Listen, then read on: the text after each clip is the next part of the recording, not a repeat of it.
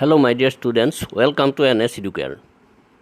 মৰমৰ ছাত্ৰ ছাত্ৰীসকল, আজি মই তোমালোকলৈ আগবঢ়াম পাঠটো সংহতি। এই পাঠটো সংহতিৰ ওপৰত আছে, যেহেতু সংহতিৰ সম্পৰ্কে তোমালোকে আগত পোৱা নাই, যদিহে তোমালোকৰ অষ্টম শ্ৰেণীত উচ্চ গণিত নাছিল।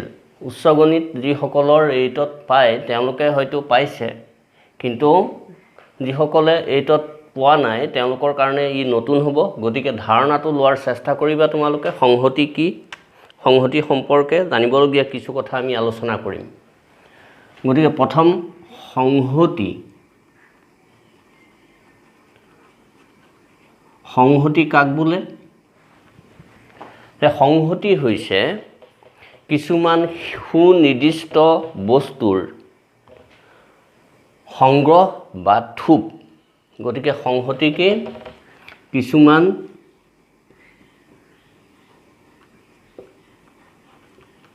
সুনিৰ্দিষ্ট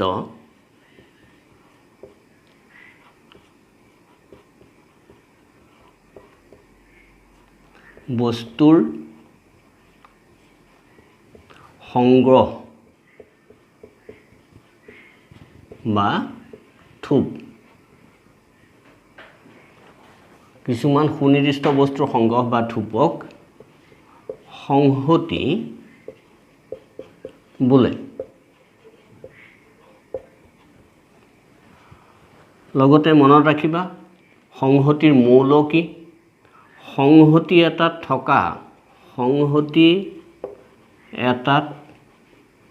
থকা বস্তুবোৰক মৌল বা উপাদান বোলে।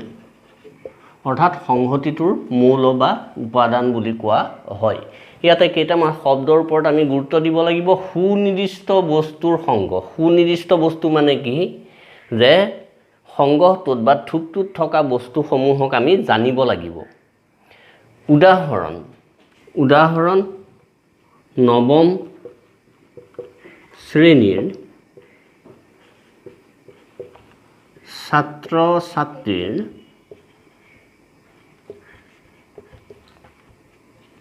সংগ্ৰহ। এটা সংহতি।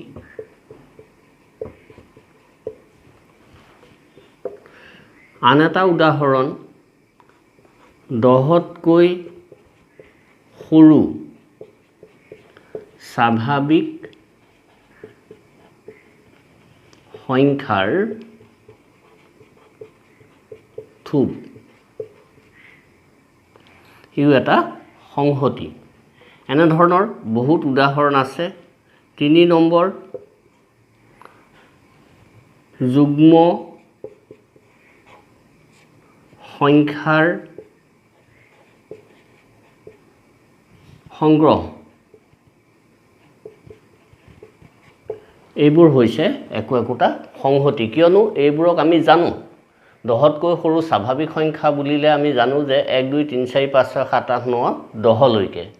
যুগ্ম সংখ্যাৰ সংগ্ৰহ বুলিলে আমি জানো 2 4 6 8 10 এনেকৈ অসংখ্য আছে। গতিকে এইবোৰ একোটা সংহতি। এতিয়া এই সংহতি কেনেকৈ প্ৰদৰ্শন কৰা হয়? সংহতি প্ৰদৰ্শন পদ্ধতি। সংহতি প্ৰদৰ্শন পদ্ধতি। সংহতি 2 ধৰণে প্ৰদৰ্শন কৰা হয়। কি? 1 নম্বৰ তালিকাকৰণ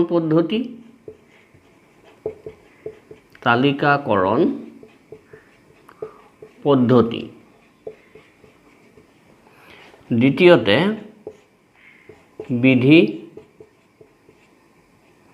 নিৰ্দিষ্ট পদ্ধতি। এই বিধি নিৰ্দিষ্ট পদ্ধতিক বিধিকৰণ পদ্ধতি বুলিও কোৱা হয়।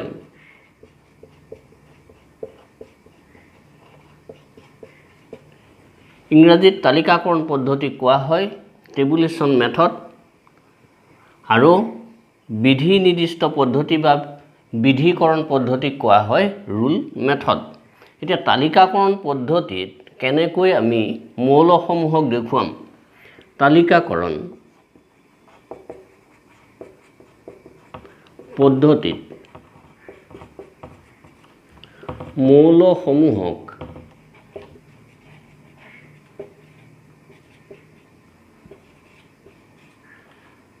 এই ব্ৰেকেটৰ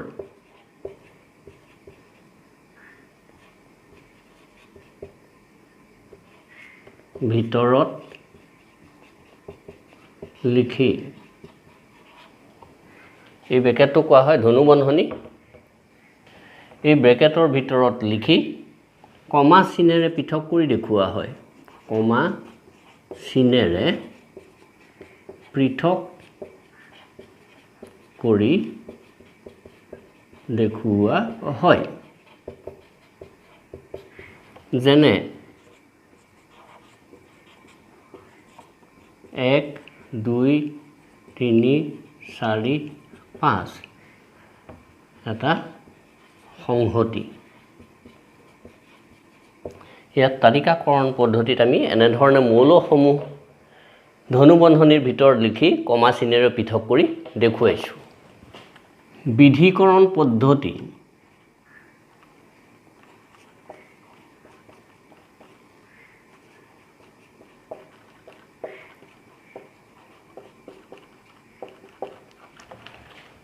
এই পদ্ধতিত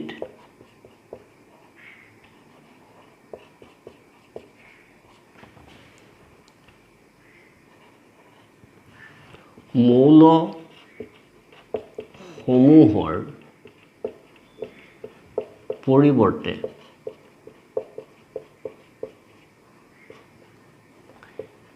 এটা চলক ৰাশিক প্ৰতিনিধি হিচাপে লৈ সংহতিটো প্ৰকাশ কৰা হয়।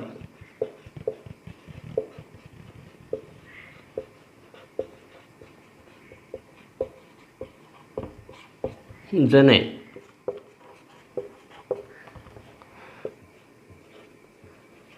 দহতকৈ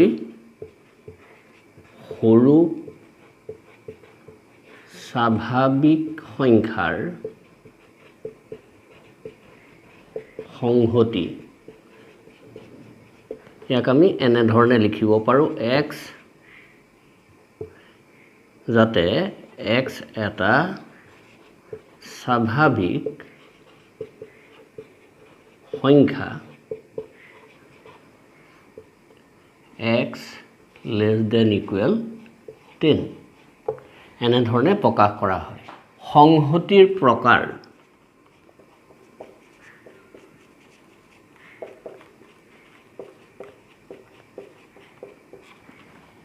সংহতিক দুই প্ৰকাৰে প্ৰকাশ কৰা হয় বা দুই প্ৰকাৰৰ পোৱা যায়। সংহতি দুই প্ৰকাৰৰ। 1 নম্বৰ সসীম সংহতি, 2 নম্বৰ অসীম সংহতি। এতিয়া সসীম সংহতিনো কি? সসীম সংহতি যি সংহতিত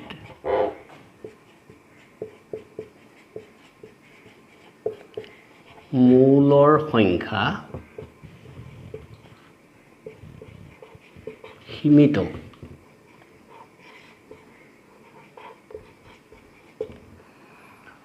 তেনে সংহতিক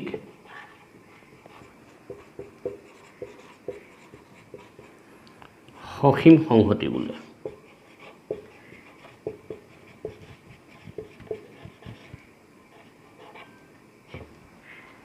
যেনে ইংৰাজী বৰ্ণমালাৰ বৰ্ণবোৰৰ সংহতি। এনেধৰণে আমি তালিকাকৰণ পদ্ধতি লিখিব পাৰোঁ ABCD ... Z। অসীম সংহতি।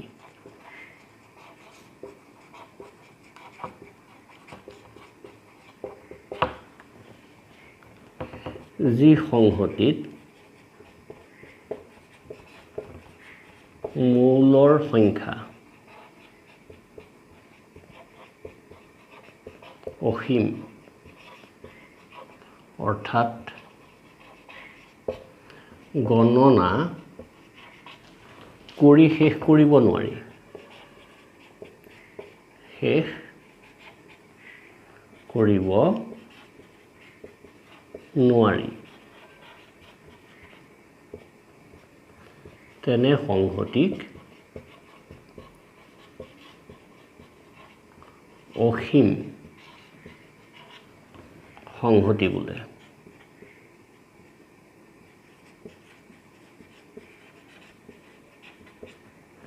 যেনে স্বাভাৱিক সংখ্যাৰ সংহতি।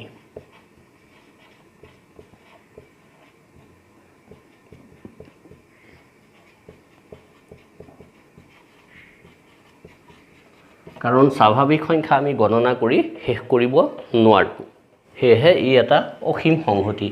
একেধৰণে পূৰ্ণ সংখ্যাৰ সংহতি, বাস্তৱ সংখ্যাৰ সংহতি, পৰিমেয় সংখ্যাৰ সংহতি, যুগ্ম সংখ্যাৰ সংহতি ইত্যাদিবোৰ হৈছে অসীম সংহতিৰ উদাহৰণ। ৰিক্ত সংহতি, ইয়াক ফাইৰে বুজোৱা হয়। এইটো প্ৰতীক। ৰিক্ত মানে কি? যি সংহতিত এটাও মৌল নাই বা নাথাকে। যি সংহতিত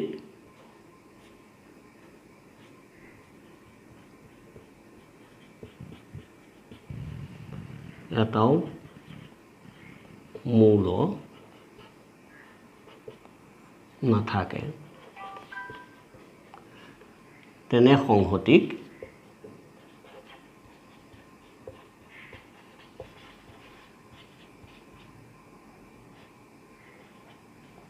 ৰিক্ত সংহতি বোলে।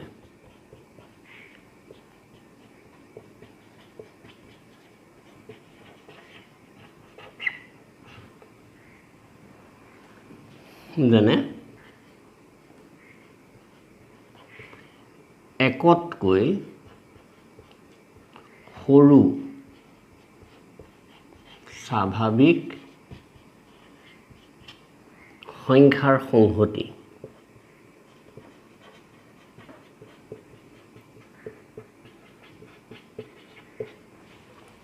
একক সংহতি।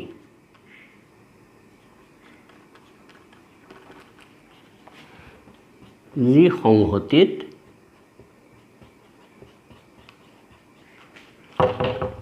মাত্ৰ এটা মৌল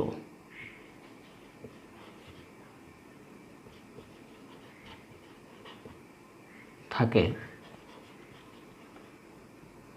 তেনে সংহতিক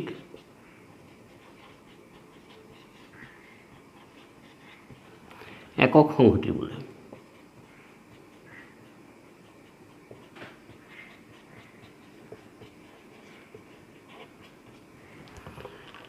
যেনে যুগ্ম মৌলিক সংখ্যাৰ সংহতি।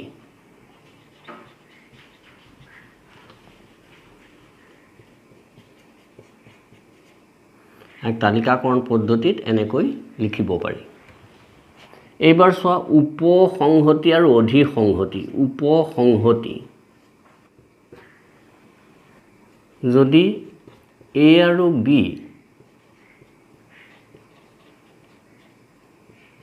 সংহতি দুটাৰ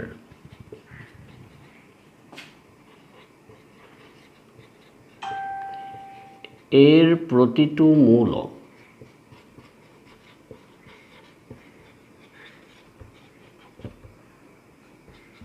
বিত থাকে, তেন্তে সংহতি 1 বিৰ বা সংহতি বিৰ উপসংহতি বোলে।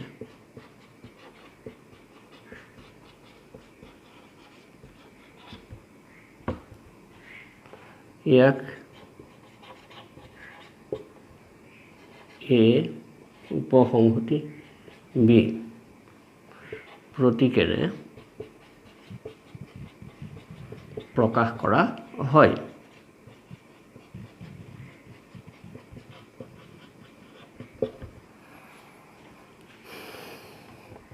বিপৰীত ক্ৰমে ইয়াতে উপসংহতি লিখিছিলোঁ, লগতে আমি অধিসংহতি লিখোঁ। অধিসংহতি বিপৰীত ক্ৰমে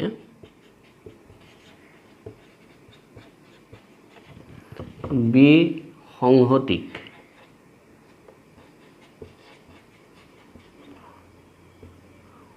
সংহতি এৰ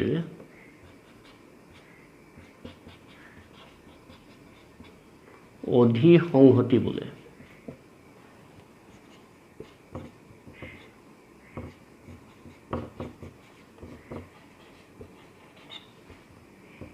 আৰু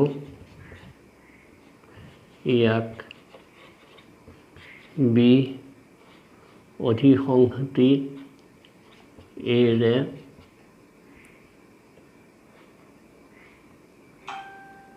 বুজোৱা হয়।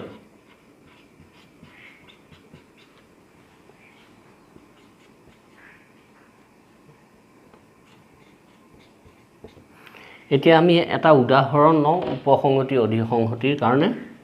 উদাহৰণ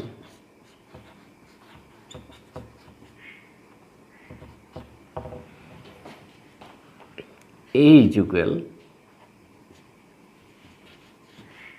AEIOU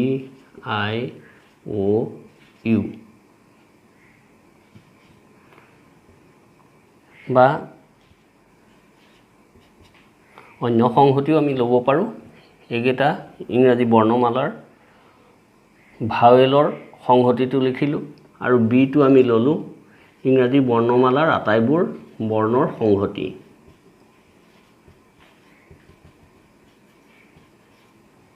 ইয়াত আমি দেখিছোঁ এৰ প্ৰতিটো মৌল বিত আছে, গতিকে এটো বিৰ উপসংহতি আৰু বিটো এৰ অধিসংহতি। এইবাৰ চোৱা ঘাত সংহতি।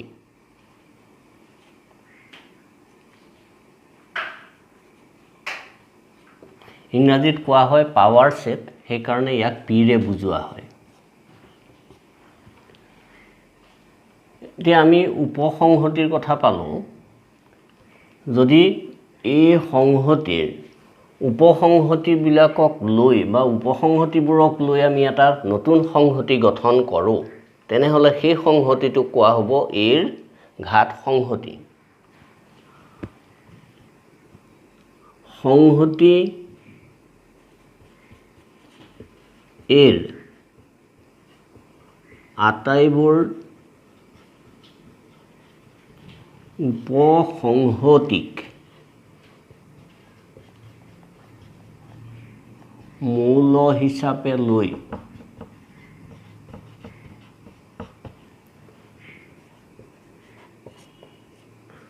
গঠন কৰা সংহতিটোক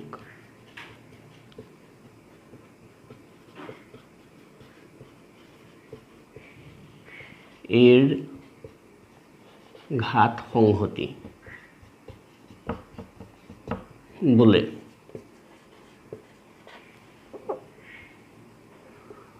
আৰু ইয়াক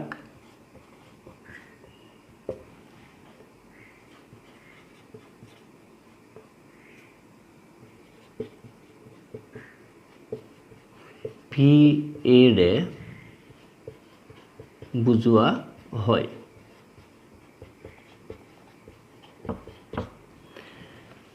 পি এ মানে পাৱাৰ ছেট অফ এ।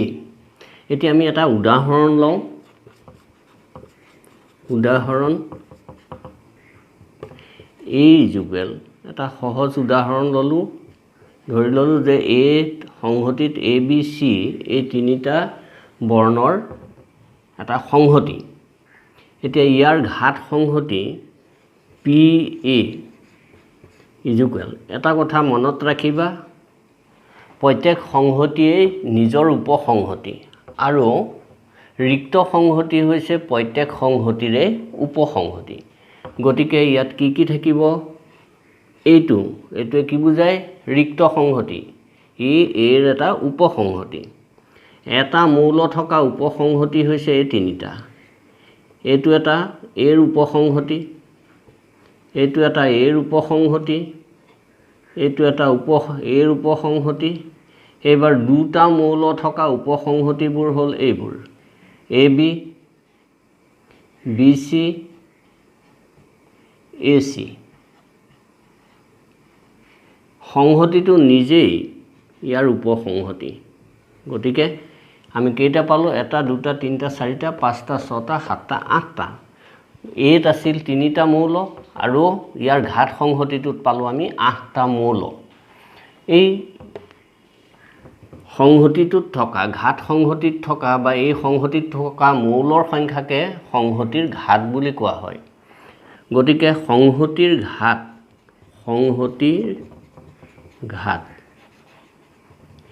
এটা সংহতিত থকা মৌলৰ সংখ্যাক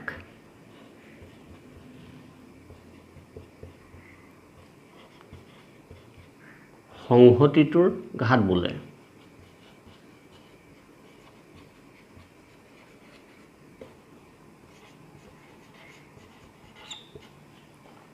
ওপৰত এই সংহতিৰ ঘাত সমান 3 পি এৰ ঘাত ইয়াত কেইটা মৌল আছে পি এত 8টা মৌল আছে গতিকে 8 এই দুটা ৰাশিৰ মাজত আমি এটা সম্পৰ্ক উলিয়াব পাৰোঁ পি এৰ ঘাত 8 ইয়াক এনেধৰণে প্ৰকাশ কৰাও হয় ঘাতটো সংক্ষিপ্তকৈ এনেকৈ লিখাও হয় এইটো তেনেধৰণে আমি লিখিব পাৰোঁ এৰ ঘাত ঠিক এতিয়া সংহতি এৰ ঘাত আৰু ইয়াৰ ঘাত সংহতিৰ ঘাতৰ মাজত এটা সম্পৰ্ক আছে